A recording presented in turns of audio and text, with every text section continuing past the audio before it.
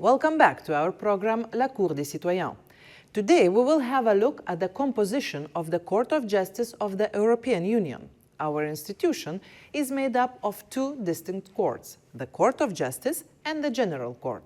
Many competencies, two courts, and one mission. Let's discover it together. In the second part of the show, we will unpack some of the General Court's landmark cases.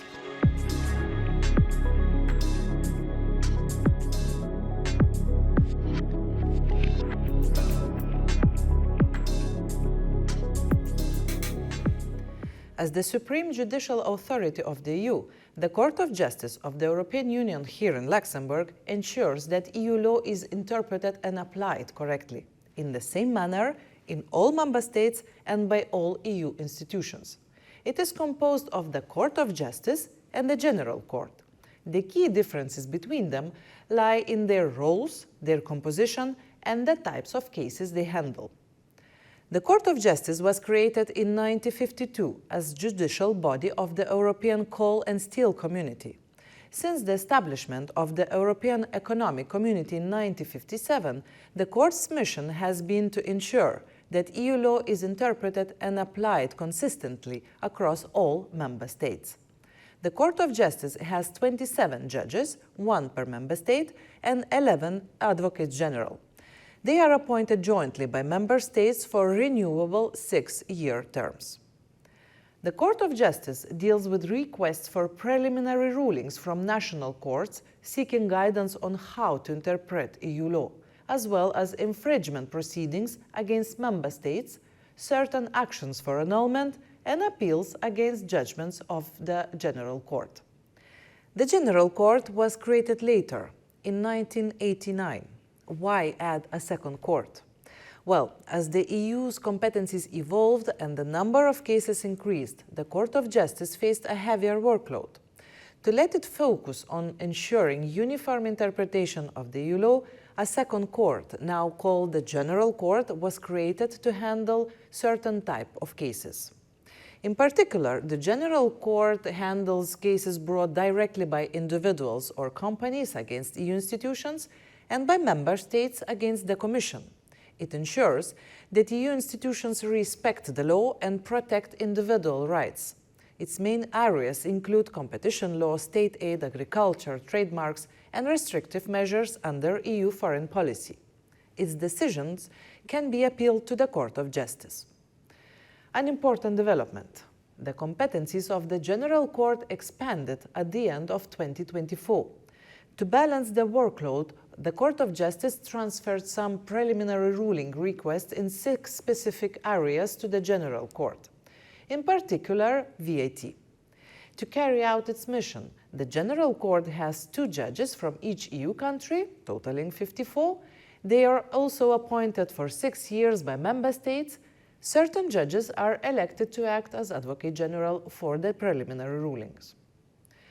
In summary, the General Court handles direct actions brought by individuals or companies and by member states against the Commission. Since 2024, it also handles requests for preliminary rulings in certain areas. Its decisions might be appealed to the Court of Justice, which is the highest judicial authority of the EU. The Court of Justice is responsible for the uniform interpretation of the EU law. It handles most requests for preliminary rulings, as well as infringement proceedings against member states and appeals against General Court's judgments. But why is it important to understand the court up close? What role does it play in our lives as European citizens? To find it out, I invited my colleague Giulia Predonzani. Giulia is working with the Registrar of General Court. Let's meet her. Hello, Giulia. Thank you for being with us.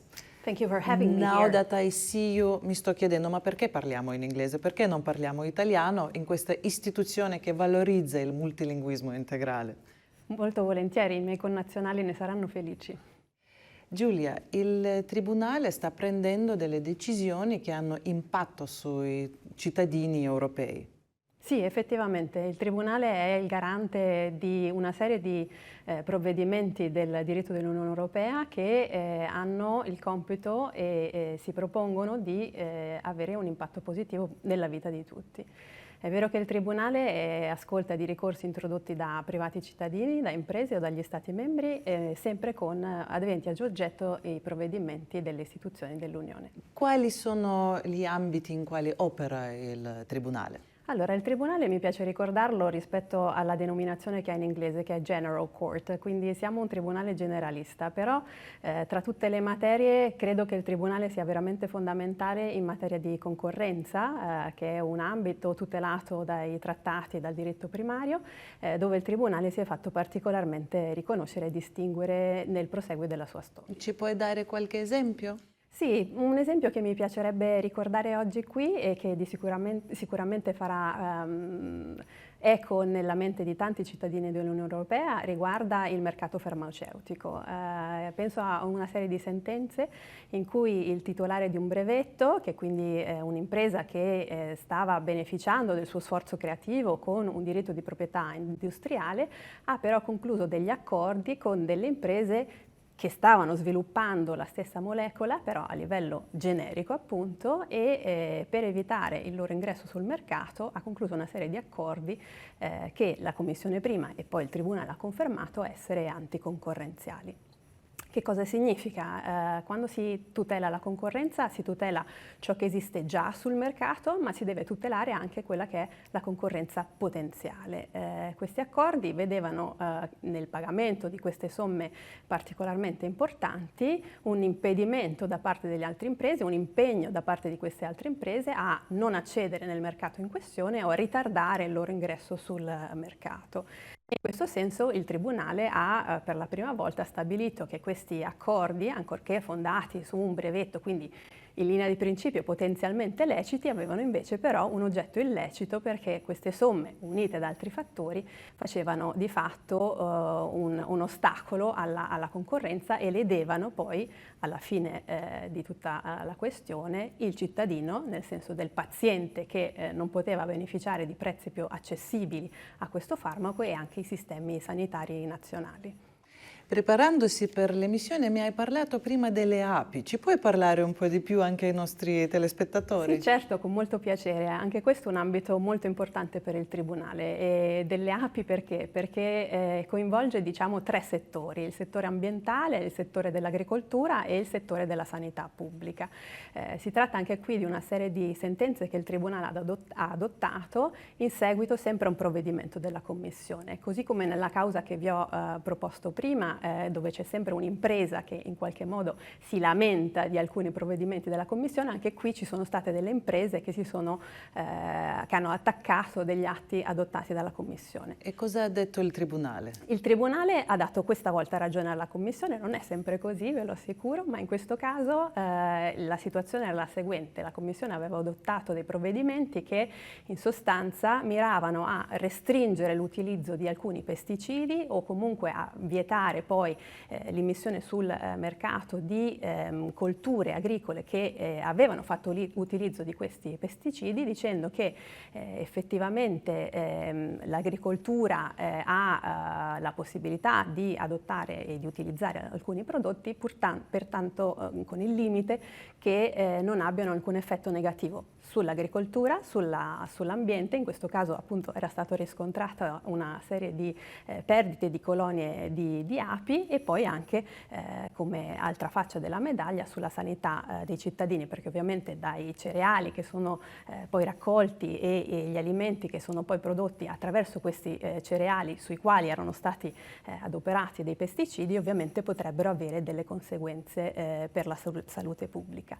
Dico potrebbero perché in questo caso la Commissione prima e poi il Tribunale ha comunque dato delle linee guida interessanti per quello che è il principio di precauzione, cioè non è necessario attendere che un evento nocivo sulla natura o sulla salute pubblica si realizzi per impedire o restringere l'utilizzazione di taluni prodotti. Molto interessante, grazie mille Giulia di essere stata con noi per questo primo incontro con il Tribunale. Grazie a voi e spero ce ne siano molti altri. Sono sicura. E con questo siamo arrivati alla fine del nostro programma.